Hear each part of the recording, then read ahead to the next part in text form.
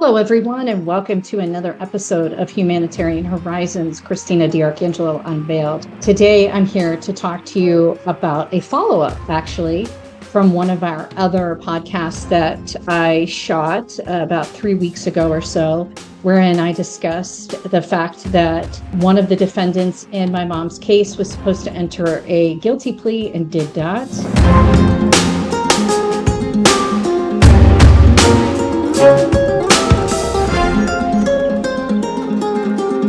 Basically caused all of us to have to go to court again. And there was a delay with us going back to court again because there was an actual trial that was taking place with the same judge presiding.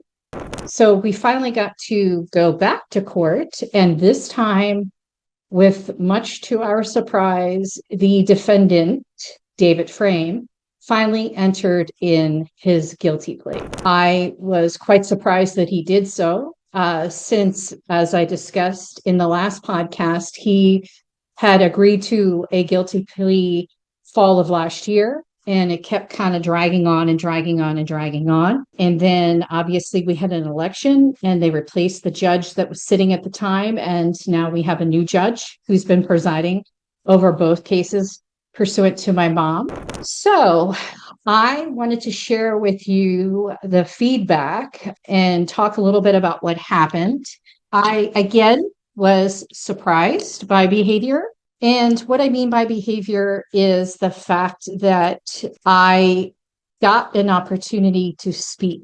I got an opportunity to use my voice and talk about, from my perspective, what I believe happened with this crime, based on things that I had seen myself as I had been working with the authorities since the crime occurred.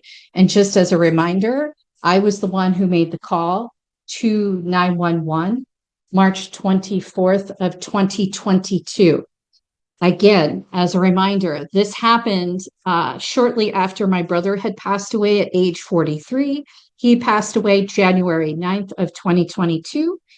And I started seeing things through my nephew, who's one of the defendants, that caused me some pause. And my sister-in-law happened to overhear a conversation that Christopher was having with his sister and heard my mom in the background screaming for help.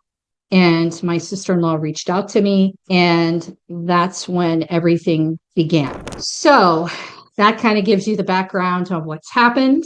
Now, leading up to where we are today, actually where we were when we had our court case, the defendant again decided to enter in his guilty plea. I have never been involved in this type of court case, criminal wise. I, remember what happened when my brother was sentenced very, very, very long time ago when I first came back to Pennsylvania, which was in 2010, for aggravated assault. He had shown a handgun, to a FedEx driver who he happened to have got into an argument with verbally and was frustrated and brandished a gun.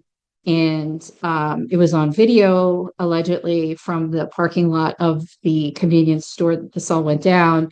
And my brother was arrested. My brother went through the entire legal process. I don't remember it being so slow and arduous as it is now. I mean, that was a long time ago.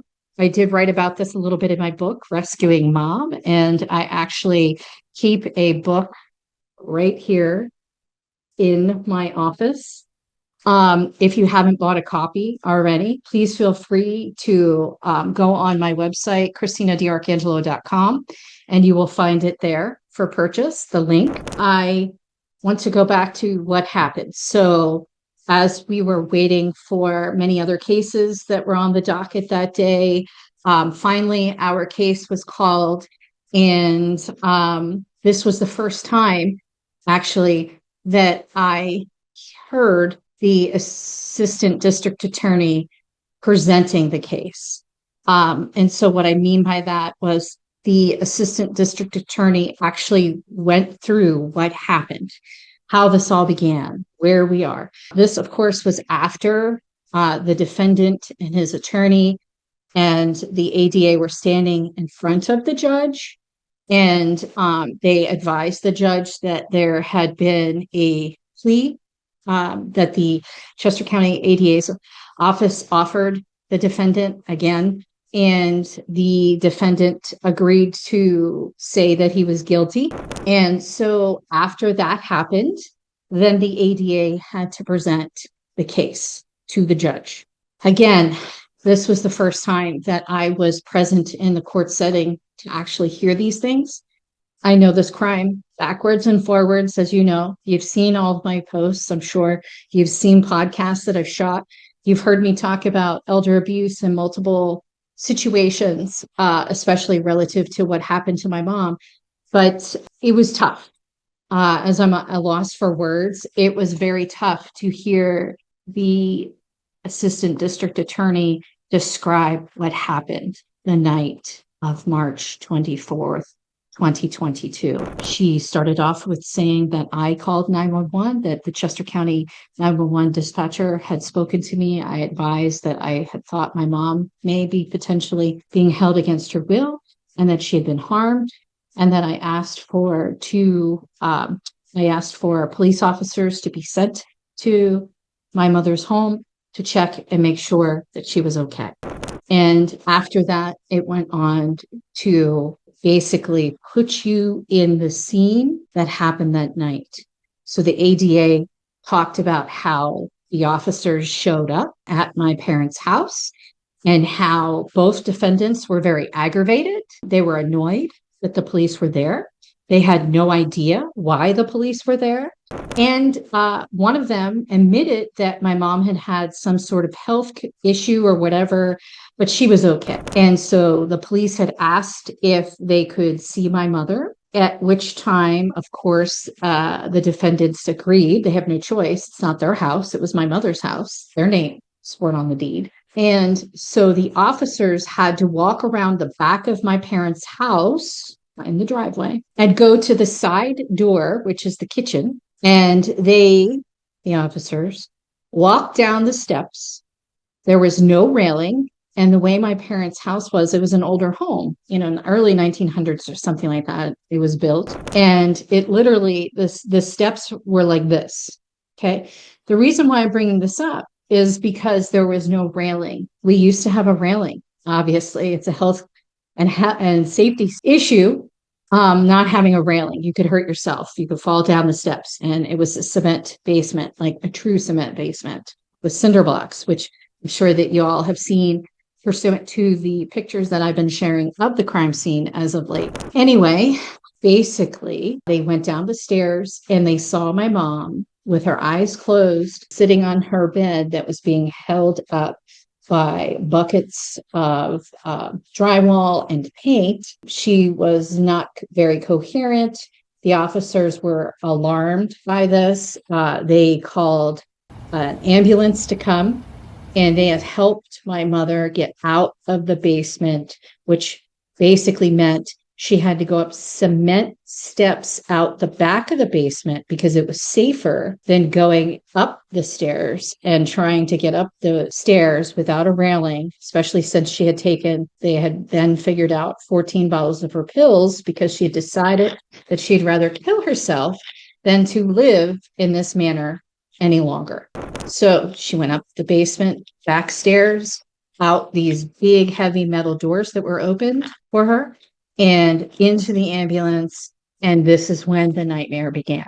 Obviously, the nightmare had happened prior to this, but what I mean by nightmare was the things that took place after this, the things that I had seen in the house when I took possession back for my mother of the house after the warrant had been provided to both of the defendants.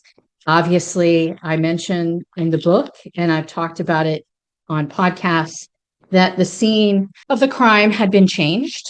The defendants tried to paint the basement and walked in paint and left their paint boots in the house. They left the painting supplies in the house. There were big trash bags at the end of the driveway. Evidently, they were trying to clean up, no idea, but unfortunately failed to straighten up the surroundings a little bit better, where you see the toilet seat sliding off. You see this rumpled up bath mat that's moldy and disgusting. You see the walk-in shower without a door or something. It was not hooked up to running water, nor was the toilet. Some of these pictures I have since released on my Instagram as well as my TikTok, so you can see them. There are some pictures in the book, but the scene was horrific.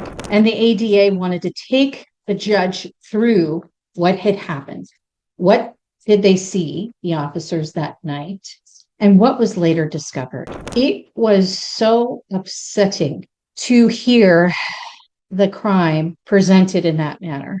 And what's very interesting about this was at the time that the ADA was presenting these things, the judge asked if the defendant, David Frame, had a previous record, and if so, what was it? And how many points did he have in the system? When the ADA went to look up, click on her computer, which you could see from the vantage point that I was sitting in the bench, the table, I was sitting in the bench where people sit, where they're waiting to be heard, when the ADA went on her computer to click on the file, my mother's picture came up. And the picture that came up was the picture that I took of her roughly 22 hours or so after we had gotten her out of the basement with the authorities. It is the same picture that I used on the cover of the book. This picture of my mother looking sad and disheveled in a hospital gown was the exact picture that I took when I went to the hospital to see her for the first time since 2018. And I don't know if you believe in a higher power. I don't know if you believe in people who've passed on trying to connect or do whatever it is that they do. But I felt like it was just so ironic that while ADA was trying to pull up David Frame's record, that my mother's picture came up. He looked at my mother's picture for about what I would say 30 seconds or so. And after he looked at it, he looked straight ahead at the judge. He did this. Christopher did this. They both did this to my mother. And they're the ones who have to live for the rest of their lives knowing that they've done what they've done to my mother and that she is no longer here. She ended up dying shortly after I had gotten her out of the basement with the authorities. As a reminder, my mother passed away January 13th of 2023, a year and 4 days after my brother had his first death anniversary. So the judge, listening to the facts presented by the Commonwealth, was very upset. She was upset with the plea agreement that had been reached. And the reason why the plea agreement had been reached in the manner that it did, without years of jail time, was because my mother had passed away before the charges were filed by the district attorney's office. So my mom was not alive to testify to say that she did not allow David Frame to take her credit card that had all of the money on it that she got from Social Security from my dad and from herself, as well as the money that she had gotten from the pension from my father's Pennsylvania Turnpike pension. She was not alive to be able to say that he took her car, even though the card was found on him when the warrant was served and they did the search. That was a couple of days later. It was on a Saturday evening. They went in and stormed the house. The original crime and, the break, as it was, for what happened on March 24th, 2022 was a Thursday. So shortly thereafter, Chester County was able to get into my parents' home, serve the perpetrators with an eviction that I signed off on, and the investigation began.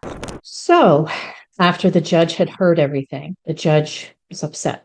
And the judge asked if I was there in the courtroom. And of course, the ADA said, yes, I am present. And the judge wanted to hear from me. And at that time, I was able to read my victim impact statement. I'm going to read my victim impact statement to you all so that you can hear for yourself what I said to the court. It was part of the docket. And then I'm going to talk about what happened when I was reading the actual impact statement. This was very difficult for me to do, to talk about what happened, the way everything went down, as the defendant and his attorney are standing to my left, and the defendant has a demeanor of denial. And I say that confidently, it is not slander, because when I was reading my victim impact statement, he kept interrupting me, which is unheard of. This was my time to talk to the court. This was the only time that I got to address David Frame for what he did to my mother. And he was talking and arguing with what I was saying in front of the judge and the ADA. And the attorney that represented him did not, in my opinion, do a very good job in containing his client. As a matter of fact, perhaps he should have been held in contempt, criminal contempt, because this was not his time to talk. He had plenty of time to talk, but instead he decided countless times not to enter his guilty plea. And why was that? It wasn't because he was innocent. It was because he was delaying the inevitable, which was sentencing. And that is why I did my victim impact statement, because I needed to be able to share with the judge what happened and how I felt. So I will begin. Honorable Judge, I stand before you today to address the horrific crimes committed against my mother, Paula S. DiArcangelo, by the defendants David Frame and Christopher Bruce. The extent of their actions and the suffering they inflicted upon my family, particularly my mother, is truly unfathomable. For over a year, my mother was trapped in the basement of her own home, locked in a filthy basement. It was a hellish place, infested with mold, sewage backup, and lacking the basic living conditions necessary for human existence. She was regulated to sleep on her marital bed, which was propped up by paint cans, a stark contrast to the comfortable life my father, Albert J. DiArcangelo Sr., had provided and had worked tirelessly to provide for our family. My father's dream was to ensure my mother lived debt-free in the home they built together, a home that had been entirely paid off. Yet Frame and Bruce's heinous intentions were to rob my family of that dream. They siphoned my mom's Social Security funds, fraudulently used her Direct Express cards, and embezzled my father's hard-earned Pennsylvania Turnpike pension. But all of it pales in comparison to holding my mother prisoner, denying her medication, completely indifferent to her suffering. Worse, she was related to one of these monsters who inflicted this on her. These acts of betrayal struck at the very core of our family's financial security and well-being. Frame, Bruce, and their cohorts systematically depleted my mother's resources. They took advantage of her by using her SNAP card that was intended to assist her with food security for their personal benefit, leaving her with minimal sustenance. In doing so, they displayed a complete lack of empathy or basic human decency. The extent of their devastation extended beyond the financial aspects. They vandalized the property, transforming our once beautiful yard into a wasteland strewn with trash, a sight of dead chickens with their heads brutally chopped off. Illegal construction marred the basement, which we were forced to remove before we sold the house. Inside the house, they discarded or sold off a legacy that was built over a lifetime: furniture, art, and possessions. The value of the property plummeted, and the smell of cigarettes and illicit substances permeated the very walls that once held the cherished memories of a loving family. My mother's physical and mental health suffered immeasurably. Trapped in the basement, she endured untold mental and emotional abuse. The inhumane conditions and the neglect resulted in a severe deterioration of her health, leading to a diagnosis of major depression disorder, MDD, post-traumatic stress disorder, and on top of her already bipolar disease diagnosis, and even had shingles. In a moment of desperate plea for help, I initiated a 911 call. The night of March 24th, 2022, leading to her rescue from the basement. I only wish I discovered the abuse sooner. Frame and Bruce failed to call an ambulance, a fact that raises a disturbing question about their intentions. Were they hoping for the worst? It's a haunting thought. Frame's manipulative tactics persisted. He attempted to manipulate her identity by sending magazines to my home in her name to alter the SEO, making it appear that she was living with me when she ended up enduring unspeakable suffering at 66 Ridge Road. The trauma reached unbearable levels as Frame moved his children into my parents' house, where they lived upstairs above my mother, who was trapped in the basement. The impact on her mental state was profound. She relived the torture she endured and was haunted by her inability to receive a call from Pottstown Hospital when my brother, Albert J. DiArcangelo Jr., succumbed to COVID and was dying. My mother's death earlier in 2023 at the age of 64 was nothing short of a tragedy that resulted from this abuse. She never recovered from this experience. She lived her final days in fear and despair, traumatized by the ordeal and weighed down by the loss of her beloved husband and son. She was free from the torment of Frame and Bruce, but her spirit was forever scarred by the events she was forced to endure. As we look to the future, I pray that justice will be served. They will ask for a second chance that my mother will never get. I implore the court to consider the magnitude of their actions, their remorseless savagery, the irreparable damage they have caused, to ensure their punishment is commensurate with the gravity of their crimes. Let me tell you, I can read it so much better here because I'm by myself. I'm not before a judge and the judge's staff. I'm not before the ADA. I'm not before the defendant who kept arguing while I was trying to read my victim impact statement, who showed no remorse for his actions. As a matter of fact, was still denying that he did what he did. Can you imagine? So after I read my victim impact statement, the judge requested a brief recess. She was, from my opinion, shook up by what I read. It was all true. I did not make it up. It's all backed up by evidence that the authorities have, the evidence I have on my phone. But I felt a great amount of pressure to make sure that I was able to impact the judge to a manner where she understood what really happened, what happened to my mother. And here we are, September, and we finally got the sentencing done. David Frame received probation. He also received 48 hours in prison, which I'm told he was reported to do, so he did go in. But 48 hours wasn't enough, in my opinion. My mother deserved more than that. She deserved, and this was one of the things that she would talk to me about all the time, was whether or not the authorities would believe what she was saying happened. Because she felt so diminished by the way that these guys treated her, she did not think anybody would believe her. It happened. And I always believed everything that she said. And I am very upset that he only got 48 hours of prison time. A couple of days later, posted on his social media that basically when the chips are stacked against him, he still succeeds. This was a couple of days after the hearing.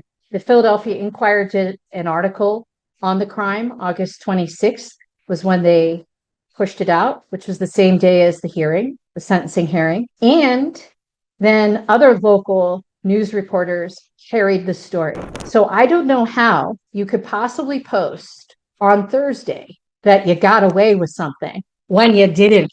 You didn't get away with anything because you were found guilty. And there are penalties, although the penalties aren't exorbitant as they are deserving, these defendants. And oh, by the way, my nephew's on the run. He went into rehab. The county put him in rehab. I worked with them, hey, I think he needs rehab, mental health, drug, alcohol abuse, etc. They put him in the rehab let him out in, 30 days or so, even though the county psychiatrist said he should be there longer. They decided, no, we're going to do what we want. They let him out early. And then not only did they let him out early, then he goes to a sober living house in the same town where he was living and doing drugs and overdosing. He lasted in there for 15 minutes and he escaped. A sober living house had no idea, nor did they get in contact with the DA's office in a timely manner. We found out about it about a week and a half after Christopher had already run away, and he's still on the loose. And they revoked the bail, but he hasn't been captured yet. So he's in deep hiding. So just wanted to share with you a quick update as to what happened. I'm sure that you'll see more podcasts about me talking about this and more posts as I share more and more information, because I think it's important that people understand what has happened and they make sure that they look after their loved ones and or friends who might be taken advantage of. This was financial elder abuse, but it was also emotional and mental abuse. God only knows if my mother endured physical abuse. She never talked about it. I just hope wherever she is, if you believe in heaven, she's in heaven, wherever you believe people go, that she sees how hard I've been working. And if you want to hear more about this or want to read about it, feel free to buy my book. Thank you so much. I appreciate all of you, my viewers, listeners, and everybody that supports me, my legal teams, my friends, and those family members that I have left that I speak with. Thank you. Talk to you all soon.